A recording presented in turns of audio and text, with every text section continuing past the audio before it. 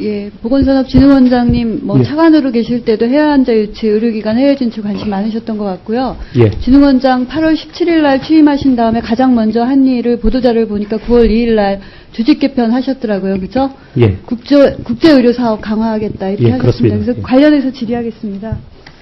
여쭤볼게요. 해외환자 유치 국가 가장 많은 국가 순, 또 그 의료기관 해외 진출 많은 국가 순 한번 말씀해 보세요, 관심. 그 해외 환자는 네. 그 중국, 러시아, 그다음에 미국, 그러니까 중국, 미국, 러시아, 뭐 일본, 몽골 뭐 이런 식으로 예, 가고 진출 있습니다. 국가 수는 어떻게 되죠?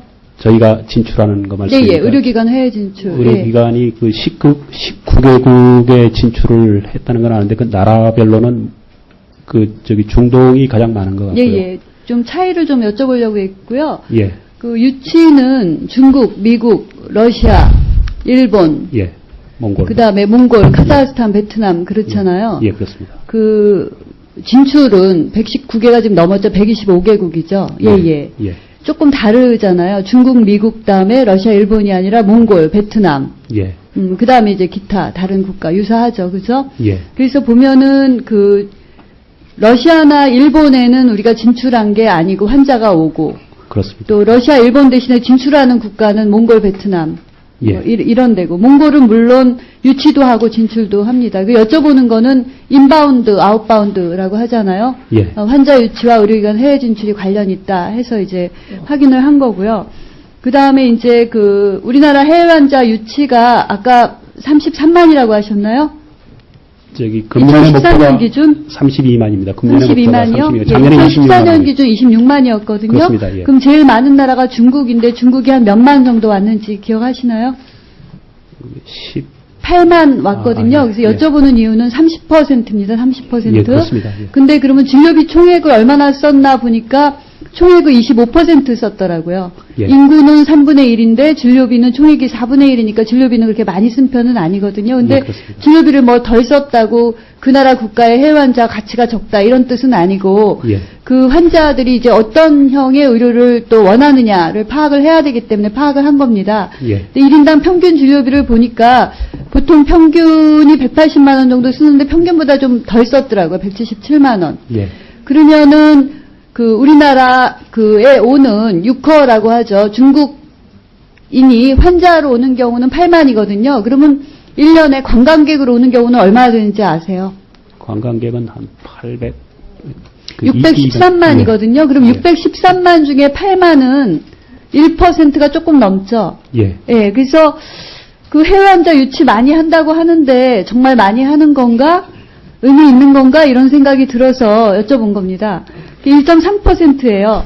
그래서 그 중국의 의료 수준이나 뭐 경제 수준이 그쪽에서 다 해결할 수 있으면 모르지만 우리나라에 오고 싶은데 뭐 연결이 안 된다든지 또 뭐 선입관이 나쁜 게 있다든지 예, 그런 거라면 해결을 좀 해야 되지 않을까요? 그래서 어떤 과를 많이 찾나 보니까 아시죠? 어느 과를 제일 많이 찾죠?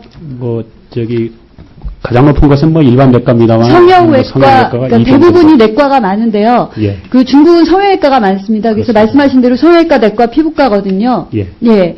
그래서 아직까지는 성형 피부 기준으로 오고 내과 진료 일부 있지만 그 다음 진료가 이제 건진, 뭐 외과 계통이 좀 일부 있습니다. 예. 그 다른 나라보다 이렇게 진료비가 평균 진료비가 그 우리나라에 가장 많이 오고 총 진료비는 높은데 1인당 진료비가 미는 6이더라고요. 그래서 네. 보니까 그 좀 진료비가 높은 다른 나라랑 비교할 때 외과 계통 수술, 뭐 네. 여기 안과 선생님도 계시지만 백내장 수술이라든가 뭐 안과 수술이 그 비급여이기도 하고 해외 환자에 있어서 뭐 여러 가지 특성이 있기 때문에 가격대가 좀 높거든요. 예. 뭐 정형외과 수술도 마찬가지고. 근데 외과 수술에 비하면 오히려 성형외과 피부과가 그다지 높은 게 아닐 수도 있다는 거죠. 그래서 그 돈이 많은 시술을 안내를 하라 그런 게 아니라 우리나라가 뭐 단지 한류의 영향이다 해서 성형 피부 이런 거 선전만 할 게 아니라 예. 정말 안전하고 의학 수준이 높은 그 진료를 받을 수 있도록 좀 안내를 하는 게 좀 중요하겠다. 그래서 그런 전략이 있느냐. 그냥 오는 대로 환자를 오도록 하는 게 아니냐. 이런 차원에서 여쭤봤고요. 중요한 건 아니지만 좀 전략이 있어야 되지 이건 그냥 오는 대로 환자가 오는구나 이런 생각이 들었습니다. 두 번째입니다. 그러면 건진 많이 하러 오죠, 건진. 예, 그렇습니다. 건진 의료비가 꽤 높습니다. 평균 건진 의료비는 높지 않은 것 같지만, 많이, 특정 병원에, 빅5 병원에 건진 의료비는 꽤 높습니다. 그리고 또 건진을 찾는 국가가 또 따로 있고요. 또 건진은 어느 나라가 많이 오는지 아세요? 건진은 러시아가. 예, 러시아가 제일 많습니다. 아까 중미, 러일 이런 순위였는데 러시아가 제일 많고 그다음에 중국, 미국 이런 순위거든요. 예. 그래서 건진을 많이 하러 오는 나라의 국가가 또 진료비 수준이 우리나라에서 쓰고 가는 수준이 높거든요. 그래서 돈을 많이 쓰고 가게 하자 이런 차원은 아닌데 어찌됐든 건진의 욕구가 많은 거잖아요. 그죠? 예, 그렇습니다. 그리고 건진은 또 진료하고도 연결이 되고. 예. 그래서 보니까 러시아, 중국, 미국 이런 순인데 1인당 진료비가 높기도 하지만 좀 국가별로 1인당 건진을 위해서 쓰고 가는 진료비가 좀 다양하거든요. 베트남은 49만 원 쓰고 가는 반면에 카자흐스탄은 244만 원, UAE도 223만 원 쓰거든요. 그러니까 싼 건진을 한다는 게 아니라 본인이 받고 싶은 건진의 종류나 욕구가 다르다는 거죠. 그죠? 예. 그래서 이런 특화된 것들을 전략을 보선진이 병원계랑 공유를 하느냐. 물론 이런 걸 유치하는 병원들은 병원마다 전략이 있을 거라고 생각을 합니다. 근데 좀 함께 고민할 필요가 좀 있겠다 이렇게 말씀드리고요. 또 병원별로도 상위 5개 의료기관 보면 어느 나라는 어느 병원을 선호하고 이런 게 있습니다.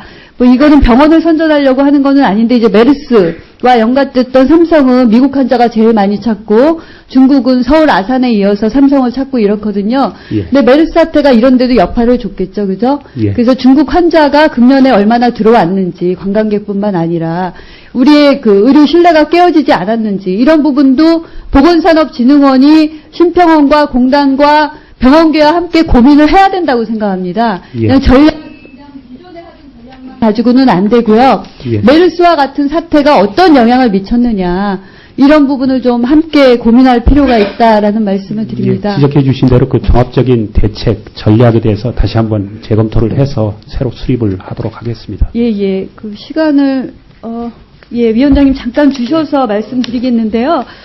의료기관 해외 진출도 마찬가지입니다. 125개소 아까 말씀드렸죠. 중미, 그 다음에 이제 몽골, 베트남, UAE 이런 순서인데 예전에는 피부과, 성형외과, 한방, 치과가 예. 갔는데 요새는 이제 난임, 안과 다양하게 가잖아요. 그렇습니다. 고난이도 의학 수준이 가고 예. 그전에는 의원급이 갔지만 이제는 전문병원, 중대형 병원이 가기 때문에 아까 말씀대로 일자리 창출도 되고 또 국익 또 국가 이미지 제고에도 도움이 된다 이렇게 생각을 합니다.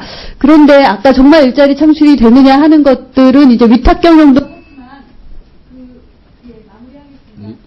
교환이라든가 이런 부분도 조금 더 적극적인 게 돼야 조금 전문적인 인력 교류가 된다. 그래서 이런 부분을 지금 보면은 계속 면허교류 추진하겠다고는 나오는데 구체적인 성과가 보이는 게 별로 없거든요. 그래서 그런 부분까지 좀 종합적으로 검토해 주시고요.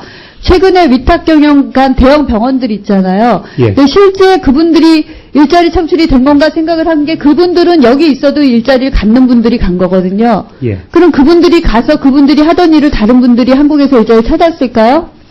그래서 일자리를 찾았다. 또 그게 외국에서 찾았다는 게 의미가 있는지 모르지만 일자리를 더 찾았다라는 게 구체적으로 어떻게 국민에게 알릴지 이런 것도 자료를 좀 보내주세요. 예, 그렇게 하겠습니다. 예, 이상입니다. 네, 수고하셨습니다. 다음은 존경하는 최동익 의원님 질의해 주십시오.